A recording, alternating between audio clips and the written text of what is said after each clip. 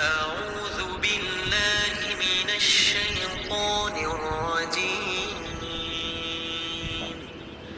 بسم الله الرحمن الرحيم. ياسين والقرآن الحكيم إنك لمن المرسلين على صراط مستقيم تنزيل العزيز الرحيم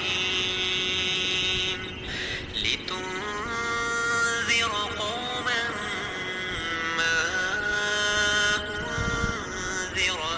آباؤهم فهم غافلون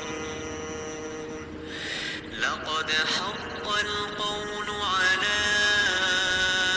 أكثرهم فهم لا يؤمنون إنا جعلنا في أعناقهم أغلالا فهي إلى الأذقان فهم مقمحون